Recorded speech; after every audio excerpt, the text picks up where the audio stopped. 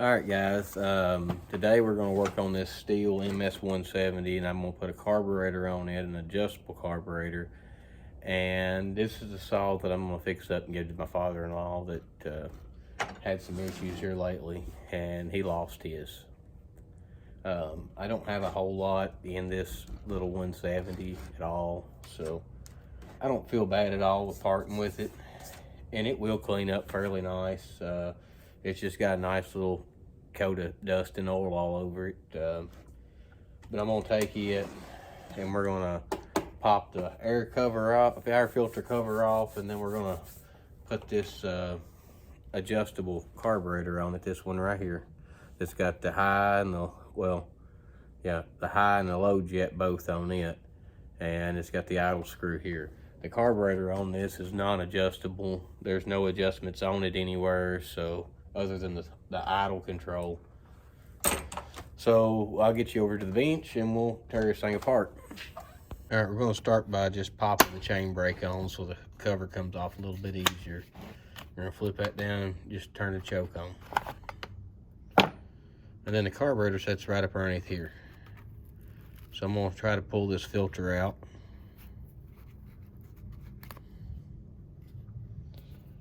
And then we're gonna come in here with a probably a shallow well socket so I can get to those bolts. And it is 8mm at best, I believe. It is, so it is an 8mm.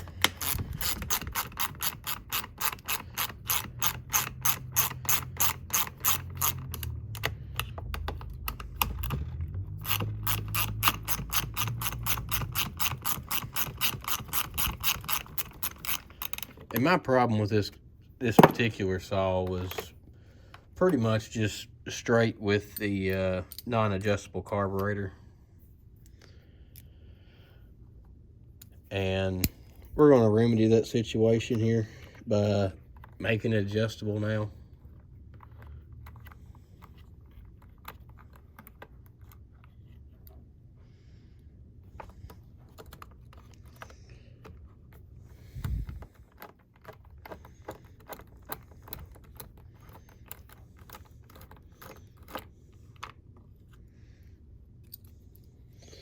I'm going to try to catch that nut so I don't lose it, because I'll need it later. So first we're going to pull off the, I'm going to say that's just, well, the piece that holds the air filter. We're going to pull it off. And on this particular carb swap, I will probably end up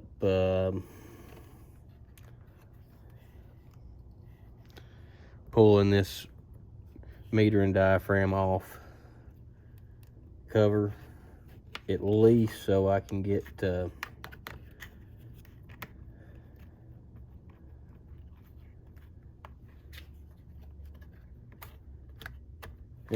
the choke off.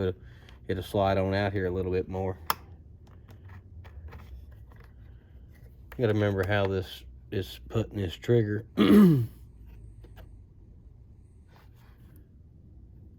I don't exactly remember. As you can see on this one, the only screw is the idle screw right there.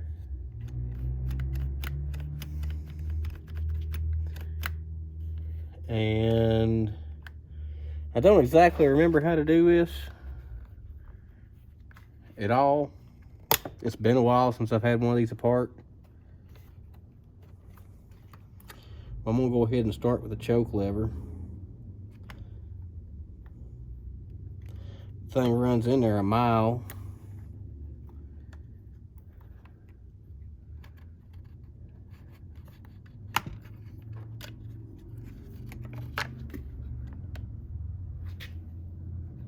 That actually hooks in. There we go. I remember how to do this now. There's a slot on this carburetor that actually slides into.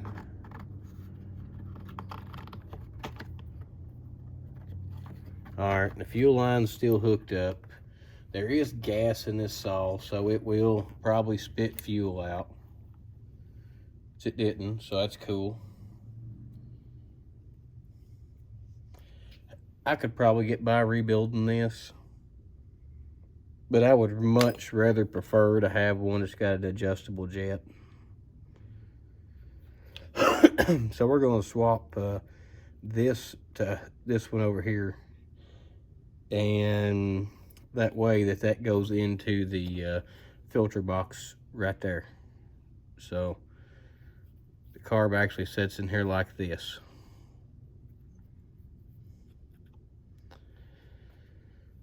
That's my idea anyhow, at any rate. Choke linkage looks the same. Fuel line goes in the same way.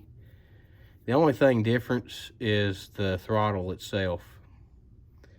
And I could probably pull the little clip and put this one in. And I may do that. I may just swap the whole rod out. That way I've got the same hookup here. Or if I can even get that to go in there, I may just leave it alone. We'll find out as we go. But one big concern with this is you have to actually line up and drill new holes into the saw where it never had holes before. So it'll have to have a hole drilled here for the idle screw. Then it'll have to have some holes drilled up here for your high and low jet. So I'm gonna go ahead and do that, do all the drilling, and then I'll bring you back. All right, so I'm back. What I've done is I just opened up a notch here for the throttle linkage itself to go into. And that way I don't have to take the whole handle off of it and take a lot of other stuff out. All right, so I'm actually gonna start by putting the choke linkage in. And it goes into this shaft below the ground. We'll take a fuel line, pull it back out of the way.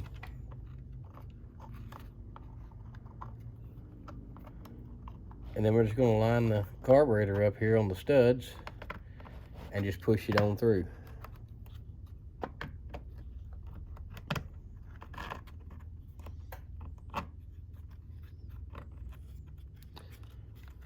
You gotta make sure you don't start snagging on everything, which I'm pretty good at that. I can snag on anything. All right, I'm gonna hook the fuel line up first. I forgot it. It needs to be hooked up first on these. Then you slip that dude up in there. As far as the throttle linkage, I tried the best I can to get you where you might be able to see something. So anyway, you take and hold your throttle open. You pick your linkage up and you let your throttle come back and catch the linkage. Like it right there. It just falls in there. It's no big struggle on it. Got to make sure that little metal tab is up above when you push the choke and kill switch lever back in. All right, we push the throttle and it opens up all the way.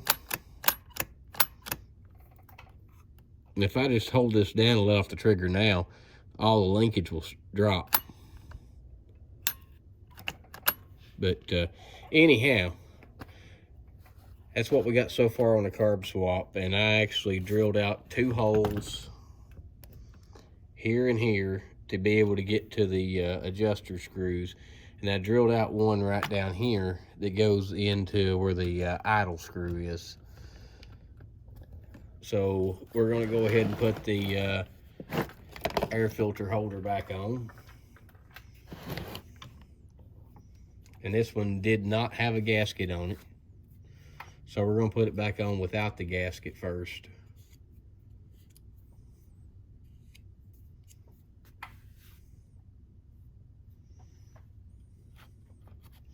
And a funny fact is this right here already actually has the holes in it for the other style carburetor. So I just thought you might enjoy just to know that.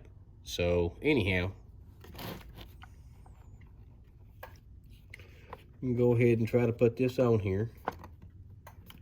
Went on pretty good.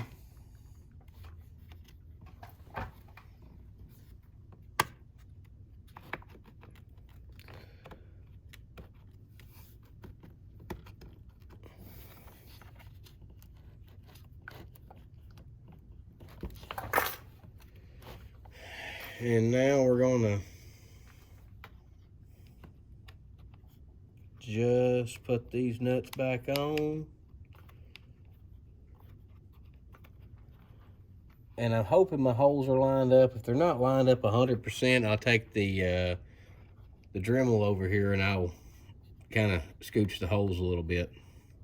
I've never really actually done a carb swap on one of these before, so this is new to me, but everything that I've heard, by going to an adjustable carb, it's a whole lot better at the end of the day. So that's what we're going to do anyhow,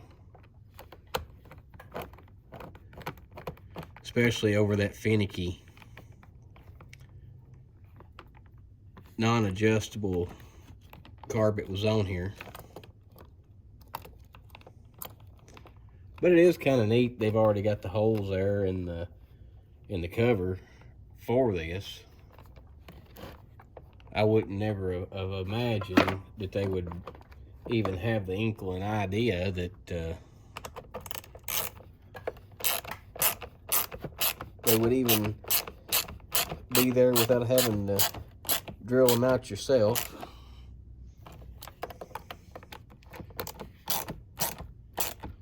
I like that little universal on the end of that socket.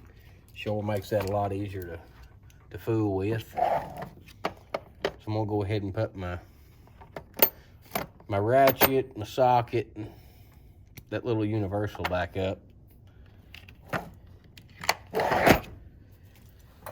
And I'm gonna check, make sure that this is somewhat aligned. So I'm gonna go ahead and stick my screwdriver down in here, see if I can't feel the adjuster. And I can. That one's off quite a bit. I need to go down with it. So I just may just go ahead and just take this whole piece right here out. And I'm gonna check my one for the throttle.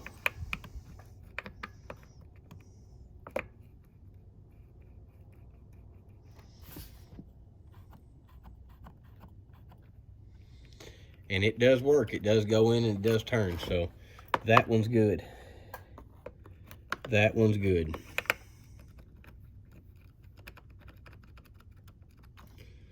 These two are not, so I'll just come in with the Dremel and I'll just hack it right there out. It'll be all right just to hack that out. Me bring you back in a minute. All right, so I've done a pretty good botched up hack job here. But there's where an adjuster is, that's where the low jet is, and this is where the high jet is. I actually missed and hit that one too high, and I didn't bring this one out far enough. So that also means that I more than likely am going to have to redo that one here too on the top cover.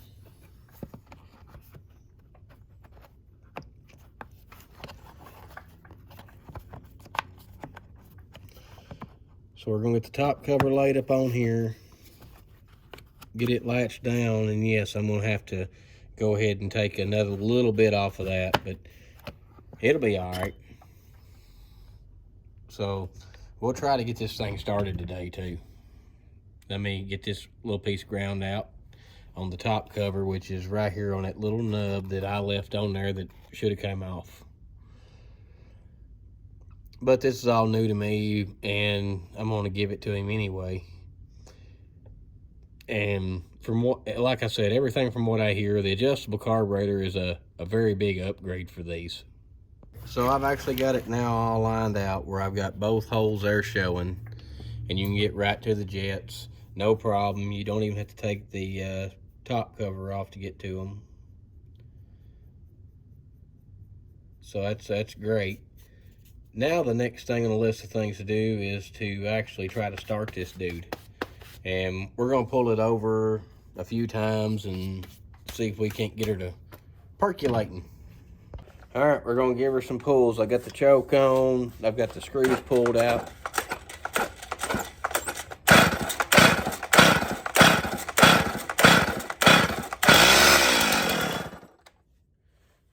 Turn and a half on them.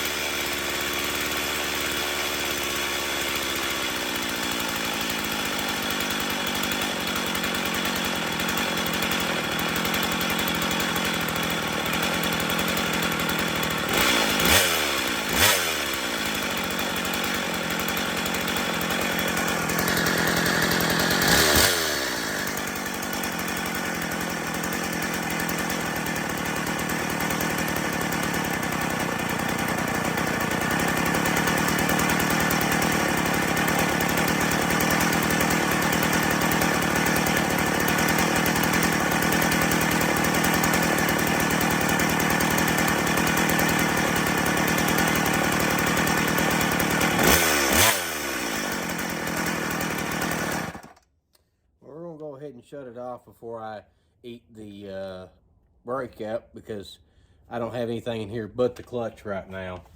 But I have another clutch drum sitting up here, so we're gonna go ahead and throw this other clutch drum on the little saw, and that should fix that problem pretty quick. Come on, little clutch drum, get out of that bag.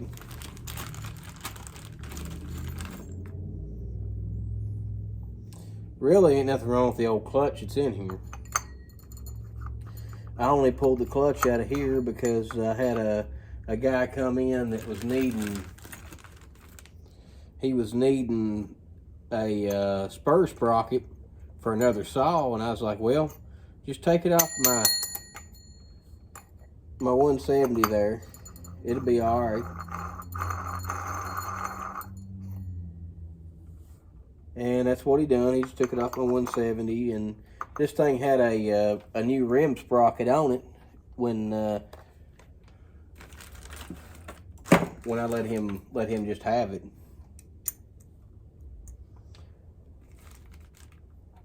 Just, you know, try to help people out with what you've got laying around, and that's what I try to do. So that should make a world of difference. It should quit. I think it went into the oil drive gear now. So let's start this thing back up again.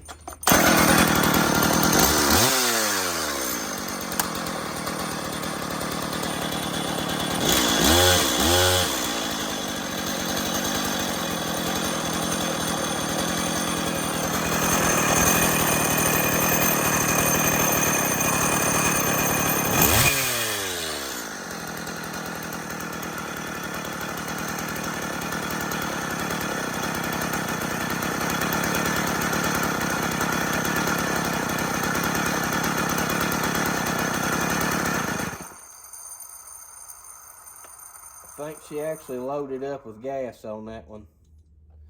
So we're gonna start it again.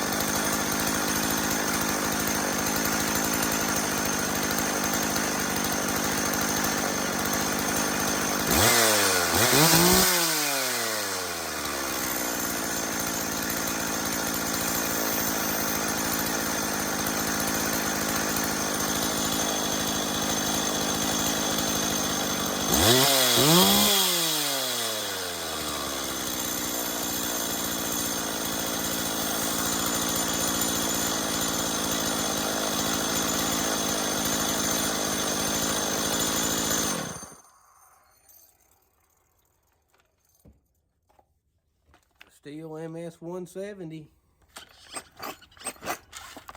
It don't sound the best in the world.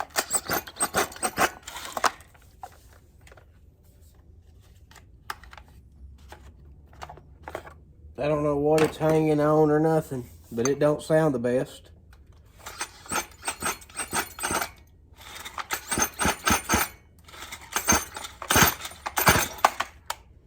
And it could have bad bearings for all I know. And that could have been the whole problem. But it, I mean, y'all seen well as I did, it does start.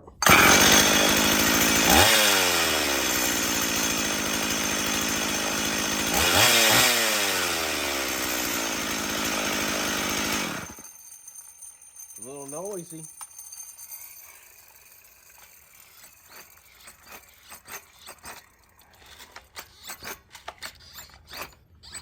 It ain't great on compression.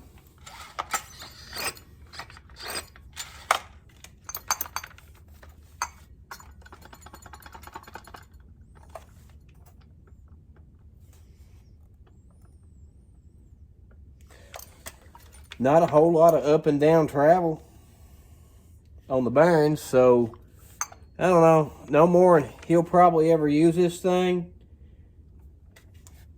It'll last him, because all he does is cut a few little limbs out of his yard, so this thing ought to last him. He's not going to do any kind of wood cutting this year. Just kind of clean up around the house, stuff like that.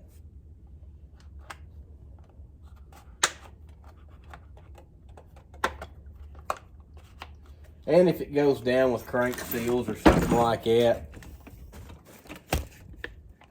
yeah, if it goes down with crank seals or crank bearings or something like that, ain't no big deal. I'll just take it back and I'll just hang crank bearings and seals in it. Them's not very difficult to do that with. So, like always, guys, hit that thumbs up and hit that subscribe button. Appreciate all y'all.